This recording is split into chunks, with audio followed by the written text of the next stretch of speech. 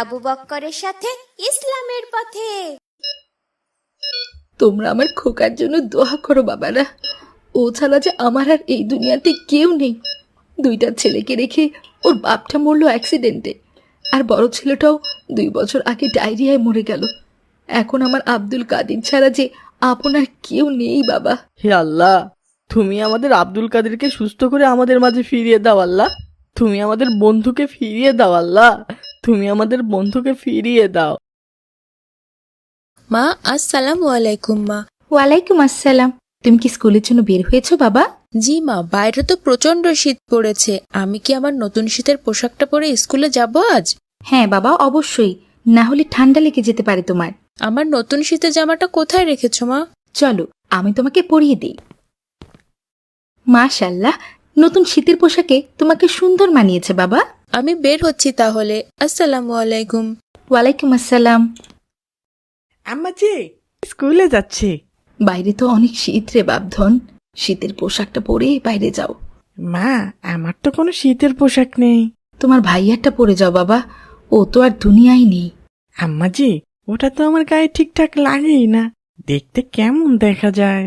না রে বাবা, ওই শীতের ড্রেসটা পরলে তো আমার আব্দুল কাদিরকে রাজপুত্রর মতো দেখায়। ওইটা আমার অনেক বড় হয় আম্মাজি, পা পর্যন্ত চলে যায় একেবারে।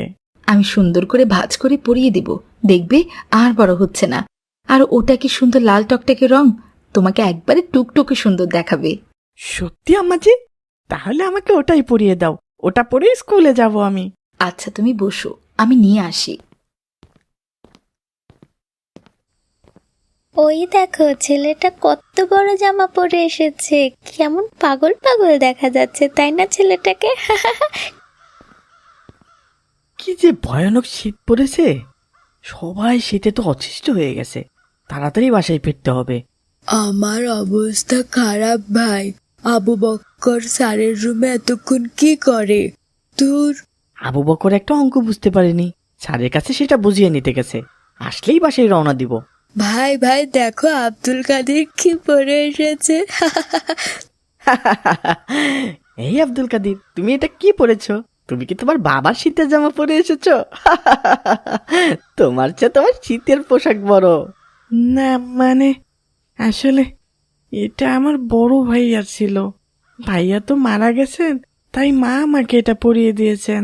তোমাকে তো পুরা জোকার দেখাচ্ছে। আব্দুল কাদিরকে দেখে আমি একটা কবিতা বানিয়ে ফেলেছি। কি কবিতা ভাই? নাম তার আব্দুল কাদির, শীতে হয়েছে কাবু, বিশাল একটা শীতের পোশাক লাগছে জোকার বাবু। সুন্দর না ভাই? একদম যা হয়েছে না। তার নাম আব্দুল কাদের, শীতে হয়েছে কাবু, বিশাল একটা শীতের পোশাক লাগছে জোকার বাবু। তোমরা আমার বন্ধু হয়ে আমাকে এভাবে অপমান করলে ভাই, আমি অনেক কষ্ট পেয়েছি। যেও না ভাই, যেও না, আমরা এমনি এমনি মজা করেছি। কি হয়েছে ভাই? আব্দুল কাদের চলে যাচ্ছে কেন এভাবে? দেখো না কত বড় শীতের জামা পরে এসেছে আব্দুল কাদির, একেবারে দেখে জোকার লাগছিল, তাই মজা করে একটা কবিতা বানিয়ে ফেলেছি। সেটা শুনে রাগ করে চলে যাচ্ছে। কি কবিতা বানিয়েছিলে? শুনবে কবিতা? দেখি শোনাও তো। নাম তার আব্দুল কাদির, শীতে হয়েছে কাবু, বিশাল একটা শীতের পোশাক লাগছে জোকার বাবু। সুন্দর না ভাই? ভাই, কাউকে এভাবে তুচ্ছ করে অপমান করা উচিত নয়। ওর হয়তো ভালো শীতের পোশাক কেনার সামর্থ্য আল্লাহ দেননি। অন্যকে নিয়ে ঠাট্টা বিদ্রুপ করা, তার দোষ চর্চা করা মুমিনের গুণ হতে পারে না ভাই। আল্লাহ তাআলা বলেন, কোনো মুমিন যেন অন্য কাউকে উপহাস না করে, কেননা যাদের উপহাস করা হচ্ছে তারা তার চেয়ে উত্তম হতে পারে। তাছাড়া আমাদের মহানবী সাল্লাল্লাহু আলাইহি ওয়াসাল্লাম এক হাদিসে বলেছেন, এক মুসলিম অপর মুসলিমের দ্বীনী ভাই। একজন মুমিন ব্যক্তি তার ভাইয়ের ওপর অবিচার করবে না, তাকে অপদস্থ করবে না, অবজ্ঞা করবে না। ভাই, আমাদের ইসলাম এটা পছন্দ করে না। আরে আমি তো এমনি এমনি মজা করেছি শুধু। চলো এইবার বাসায় যাই, প্রচন্ড শীত বাইরে, হাত পা শক্ত হয়ে আসছে আমার। ঠিক আছে ভাই। মা, মা তুমি আমাকে মিথ্যা বলেছো। আমার বাপজানের কি হয়েছে? কান্না করছে কেন? আমার রাজপুত্রটা কান্না করলে আমার যে বুকের ভেতরে কষ্ট হয় বাবা। আমি রাজপুত্র না ঘোড়ার ডিম? তুমি আমাকে মিথ্যা বলেছো। আমার শীতের পোশাক দেখে সবাই অনেক হাসাহাসি করেছে, আমাকে লজ্জা দিয়েছে। তুমি আমাকে মিথ্যে বলেছ। আমাকে একটুও রাজপুত্রের মতো দেখাচ্ছে না। মিথ্যা বলিনি বাবা, আমার চোখে তো আমার আব্দুল কাদেরই রাজপুত্র। ওরা হয়তো বুঝতে পারেনি। আমার কাছে টাকা থাকলে আমি আমার বাপজানের জন্য বাজারের সবচেয়ে সুন্দর শীতের জামাটা কিনে দিতাম বাবা। কি করবো রে বাপজান, অভাবের সংসার কত জোড়াতালি দিয়ে যে যাচ্ছে রে বাবা। থাক মা, আমার শীতের জামা লাগবে না। তুমি ভাত দাও, আমার অনেক ক্ষুধা পেয়েছে। ঠিক আছে বাবা, তুমি হাত মুখ ধুয়ে পরিষ্কার হয়ে নাও। আসিফ আজ এশা নামাজে আসেনি ভাই? আমি ডাকতে গিয়েছিলাম, বলে বাইরে অনেক শীত, এত শীতের ভেতর মসজিদে যেতে পারবো না, তুমি চলে যাও। ভাই, আমারও এত শীতের মধ্যে ফজর আর এশার নামাজ আদায় করতে অনেক কষ্ট হয়। মুমিনের কাছে কনকনে শীত ঠান্ডা আরেক ইমানি পরীক্ষা ভাই। এ কারণেই প্রিয় নবী সাল্লাল্লাহু আলাইহি জাহান্নাম ও গোনাহ থেকে মুক্তি লাভে শীতকালকে ইবাদতের বসন্তকাল বলেছেন।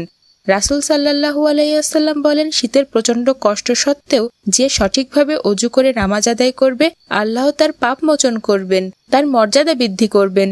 সুবহানাল্লাহ, তাহলে তো এই শীতে আমাদের বেশি বেশি ইবাদত করা উচিত ভাই। হ্যাঁ ভাই, দেখো তো ওইটা আব্দুল কাদির না? হ্যাঁ ভাই, কিন্তু এত ভয়ানক শীতের মধ্যে সামান্য টি শার্ট পরে নামাজে এসেছো, ওর শীত লাগে না? আব্দুল কাদির ভাই, এদিকে এসো। আসসালামু আলাইকুম ভাই। ওয়ালাইকুম আসসালাম। তুমি শীতের পোশাক পরোনি কেন ভাই? আমার শীতের পোশাকটা একটু বড়, তাই সবাই হাসাহাসি করে, তাই পরিনি। তুমি তো অসুস্থ হয়ে যাবে, ঠান্ডা কাশি লাগবে, তোমার শীত লাগছে না? শীতের চেয়ে লজ্জা বেশি লাগে ভাই। সবাই অনেক হাসি তামাশা করে আমাকে দেখে। তাই বলে এত ভয়ানক শীতের মধ্যে শুধু টি শার্ট পরে বাইরে বের হয়েছো? তাড়াতাড়ি বাসায় চলে যাও ভাই। ঠিক আছে, আসি তাহলে। আসসালামু আলাইকুম ভাই। ওয়ালাইকুম আসসালাম। মা, আমি স্কুলে যাচ্ছি। বাপজান, তুই আজকেও শুধু টি শার্ট পরে স্কুলে যাচ্ছিস? এত শীতে মানুষ বের হতে পারছে না, আর তুই এইভাবে প্রতিদিন শুধু টি শার্ট পরে বাইরে ঘুরে বেড়ালে তো অসুস্থ হয়ে যাবি রে বাপজান। সবাই শুধু আমাকে নিয়ে ঠাট্টা করে, আমার অনেক কষ্ট হয় মা।